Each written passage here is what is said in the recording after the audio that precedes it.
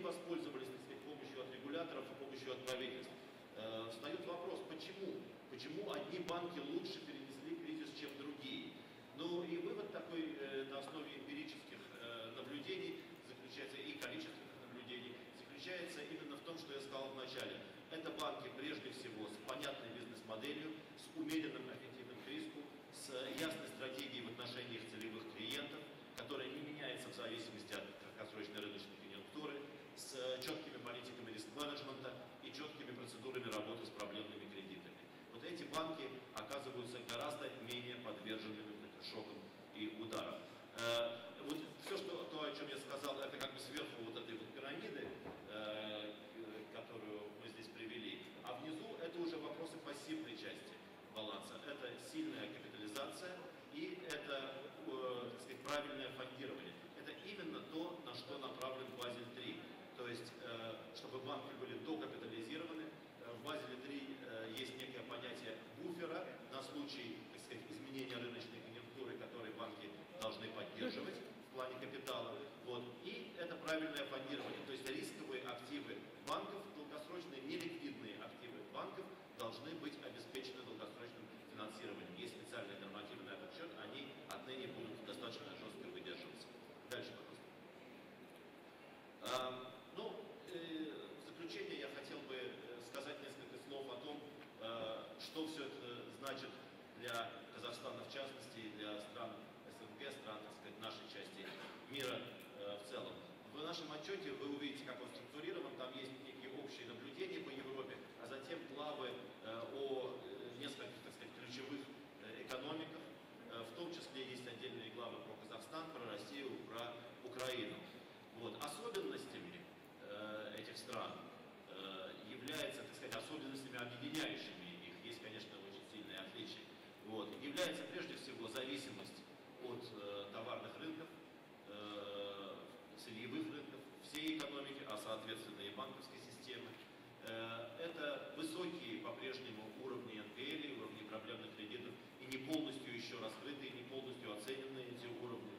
Это недостаточная, так сказать, мотивация пока что, с нашей точки зрения, для банков эффективно и быстро разбираться с этими проблемными кредитами. Достаточно большое искушение часто прятать эти проблемные кредиты, так сказать, путем рефинансирования или путем того, что мы называем по-английски extended and pretend, то есть постоянного продления сроков кредитования и, так сказать, делание вида, что ничего плохого не происходит. Банки это делают не от хорошей жизни, банки это делают потому, что, во-первых, регулятор иногда позволяет им это делать, во-вторых, в противном случае они немедленно получили бы очень сильный удар по капиталу, а эффективных инструментов иногда так сказать, разбираться со своими проблемными кредитами у них нет, потому что, как мы дальше здесь говорим, пока что существуют достаточно большие проблемы, в частности, с процедурами банкротства, с законодательной системой, с судебной системой, с налоговым режимом, который иногда слишком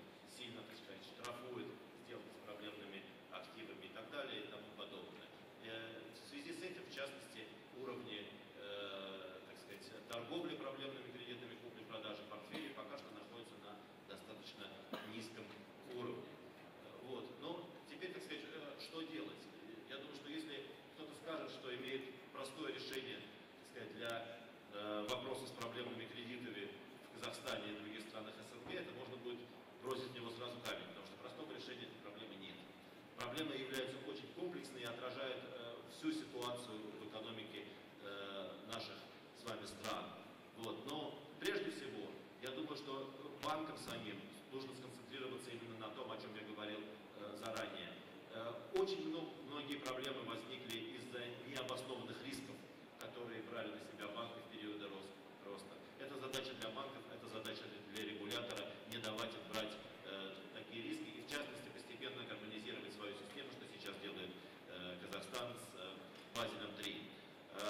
Кроме того, необходимо улучшать законодательный режим о банкротстве, вообще о защите прав кредиторов, налоговый режим и то, как этот режим притворяется в жизнь. Ну, там, допустим, если есть самый замечательный закон о банкротстве, но мы знаем, что арбитражные управляющие, которые разбираются с делами несостоятельных должников, недостаточно компетентны там, или, скажем так, честны, то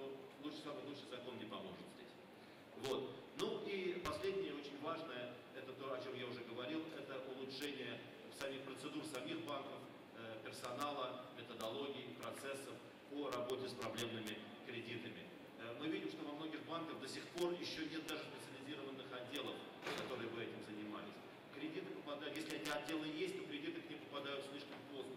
Во многих банках нет понимания того, что помимо банкротства должника есть еще масса путей более нахождения более... Александр, разрешите мне на этой вашей фразе попросить господина Дикампа прокомментировать последний слайд. Достаточно ли те меры, о которых говорит Аристотян, для того, чтобы решить проблему, вопросы проблемных кредитов в Казахстане? Солидарен ли ВРН с такой позицией? И вообще по ситуации с проблемными кредитами? Дополнительно ваши комментарии. I think our colleague did a very thorough review of what's needed. And I think that there's 3 or 4 key things that one should remind us. A, it's not that easy. 2, it's not just one of the stakeholders, either a regulatory or central bank or the banks themselves. Everybody has to chip in. And 3, you still need urgent action in Kazakhstan. The good news, well, let's say the bad news. The bad news is that the NPLs officially published in the banking sector of Kazakhstan are more than 30%. In Russia, it's 7%. In Southeast Europe, Romania, Bulgaria, it's 12-15%. Now, maybe there's some other countries which are much higher. I'm trying to give them in the context. The good news is that the authorities have changed the tax law in January 2012 to not have disincentive to write off loans asset and not be double taxed. The good news is that the Kazakh authorities and central bank have tried to create a distressed asset fund. They did one a few years ago. It has never taken off. They're relaunching it one. It may take off before the end of the year. Third, the banks themselves are still in denial because they don't want to recognize what is the real valuation of their collateral or what is the real level of provisions, or take the hit and the write-offs. And the expectation between a buyer and a supplier, I think somebody said 20%, I think here it must be much bigger. So the good news, I think, is that the authorities are very serious about it, and I think it's time now to be sure that this year is going to be the re-emergence of the Kazakh banking system. Спасибо большое. К сожалению, время нашей встречи заканчивается, поэтому я хотел бы задать 2 коротких вопроса и от каждого участника сегодняшней дискуссии получить короткий ответ. То есть первый вопрос. Каковы ваши ожидания от развития казахстанской экономики в целом и ваши инвестиционные планы, в частности, на ближайшие 10 лет? Это второй вопрос. Может быть, мы начнем с производственных компаний, с компании Телесонеры, а потом уже перейдем к институциональным оценкам Эрнст & Янга и ЕБРР. Well, when I listen to these bankers, I get nervous. But I'm actually more optimistic than they seem to be. Maybe it's because I'm older. I am very optimistic about Kazakhstan. I think Kazakhstan has the possibility to be the hub of the region that the president talks about. We've been here for 14 years. We're going to go nowhere. We're going to stay in Kazakhstan and we're going to continue to invest. The nature of our business is such that the demand for bandwidth, for capacity in our net explodes every year. So I expect we will introduce 4G here within a year or 2 or 3. And we will ensure that the quality of the network is the best in your market. That's what we're going to do. Thank you. Lorenzo. Yes, just very quickly, also from the General Electric side, we're much more optimistic than what you'd hear on the banking side. I guess manufacturing likes to make things, and from the expectation of what we would see, really it's a focus ongoing on education and training as we bring in the right skilled labor, and also the business simplification of being able to do business within Kazakhstan. As you look at the future, we are already investing more into Kazakhstan.